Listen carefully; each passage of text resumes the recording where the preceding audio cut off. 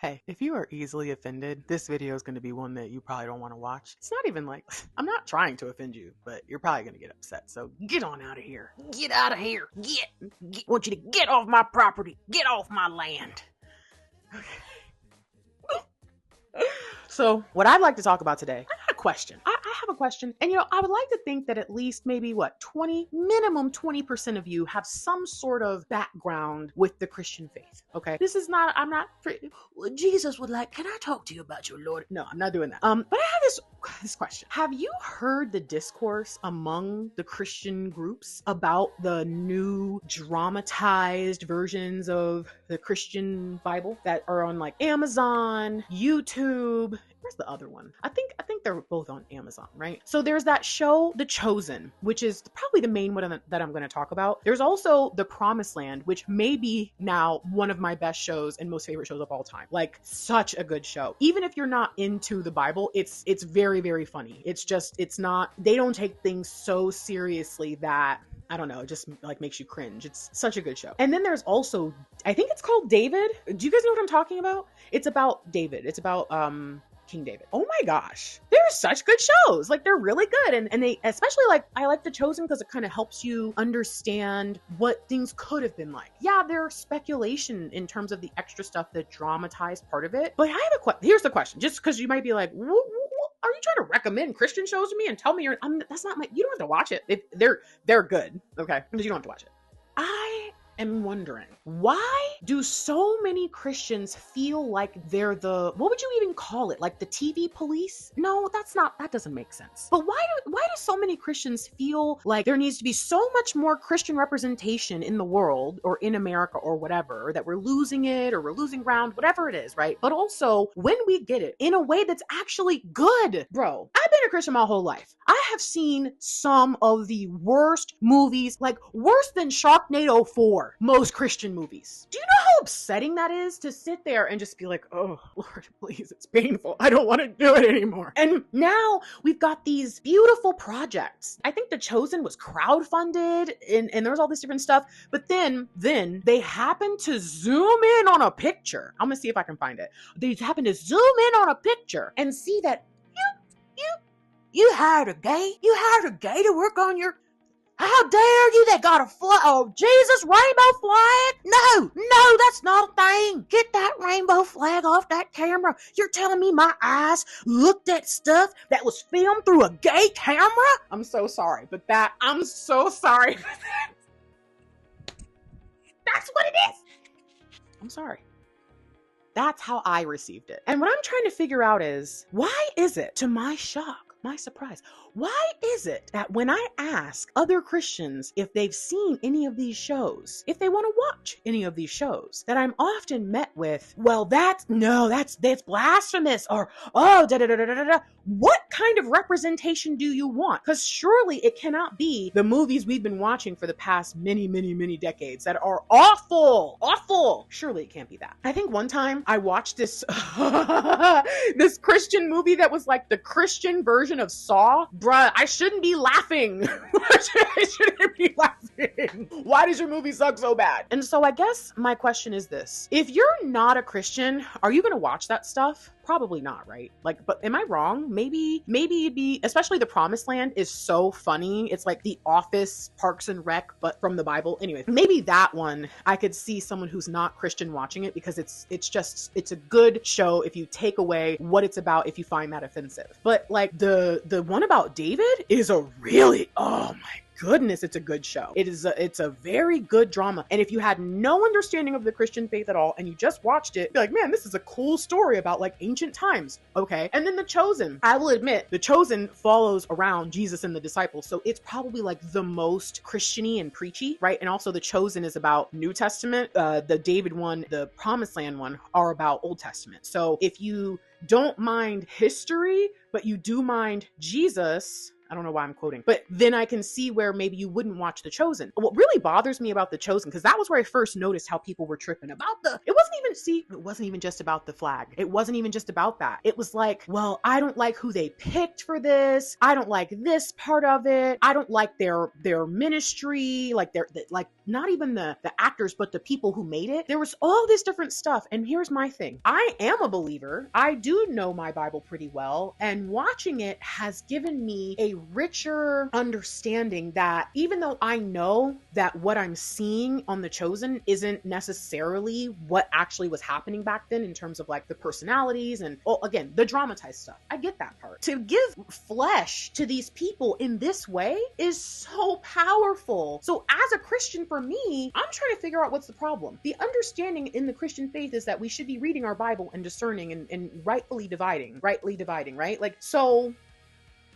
what's the problem with watching something that doesn't perfectly represent your version of Jesus or your version of Christianity, which is very weird. But anyways, what's so wrong with it? And then if you're like not a Christian and you don't watch it, then you wouldn't care. But if you are a Christian and you do watch it and it gives you some sort of insight, because even, bro, I don't know if you know this, I'm realizing a lot of people don't know this, but like most historians agree that Jesus was at the very least a real person. Most Jewish people agree that he was real because they have it like in their history. Their rabbis know it. Like all the things that happened.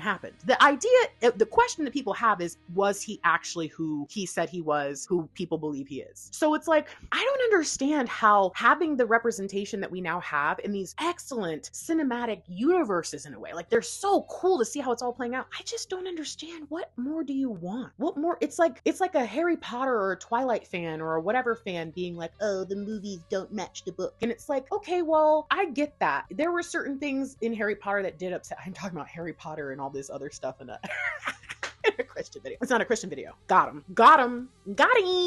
So it's like, I understand that it didn't match what I read as a kid. It's okay. I'm not going to not watch the movies at all. I might even complain a little bit, I guess, but not like I'm not going to demonize them. Okay. We're talking pre-Twitter. Okay. So I'm just thinking, I don't know what you want, and I don't really understand. And now I'm going to say the thing that's probably going to upset the people who are watching that were already kind of skeptical about this. But this is the reality. So ignore this part, okay? Christians, if the goal is to get the gospel or the understanding of God in front of the most people possible, why would you not want to share these pieces of film or cinematic, you know, why would you not want to get this in front of people? They don't know that that's not the actual Bible, but hopefully if it does lead them to being saved, right? Finding their salvation, then they'll read their Bible and they'll figure it all out. Maybe you could be there to explain to them like, hey, listen, this isn't all exact. The framework is there, but it's been dramatized. But it's a great story to help you reflect. Like, why can't that be the conversation? I don't know. Again, I'm not telling anybody to go watch this stuff. Actually, I really think that Promised Land is the one you should watch. It's so good. It's just so funny. The writing is excellent. It's such a good thing. But if you're not interested in that kind of stuff, that's fine. You don't have to watch it. But if you're a full-on believing Christian, in America especially, like if you're here and you want to see revival and reformation, you want to see these changes, you not promoting these shows is exactly why it's not happening. I'm not with these shows. I don't represent them. Nobody paid me to say any of this stuff. But it doesn't make sense. It doesn't make sense. I'm sorry. I'm gonna be real with you. A couple of years ago, I ran into someone from my past. He had connected with someone. She was a Christian and I was kind of excited, like, oh my gosh, and he's a Christian now, and it was really cool to see it. But then I heard this woman calling Democrats demoncrats, and I went to church with them once and it was bad. It was so bad. And I just was like, oh no, this new Christian is following that? The Chosen is blasphemous. Let's watch The Passion of the Christ. It's like, okay, fine. If that's the only one you can watch, okay, cool. I'm not arguing with you.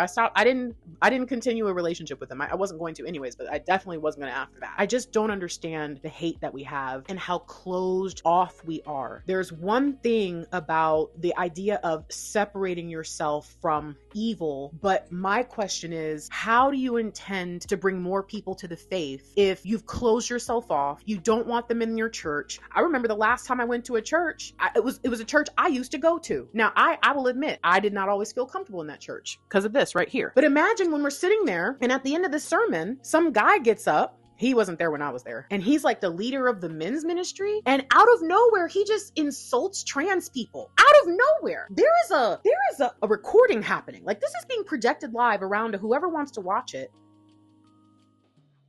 There was nothing about being trans or trans people in the sermon. There was nothing. There was no reason to say it. There was no reason for it. And he just, and a couple people in the crowd were like, and I was like, I will never come back here. I will never come back here. I was wearing a mask because it was the first time I had been outside in 3 years. It was the same weekend that I met the other people. I had a very interesting time trying to go out and do Christian things and realize, what has happened here? But it was so bizarre. They asked the guy that came with me if he was gonna rob the place because he had on it was clearly a mask from the time. You know what bruh? I'm like, y'all are off, bruh. Y'all are so off, bruh. I have never experienced a church not being welcoming to people. And now I feel like more churches are like that than ever. You've got people at the pulpit being filled with hate, and you've got people who have an opportunity to use these shows as tools for evangelism. And they're like, oh, I wouldn't touch that with a 10-foot pole.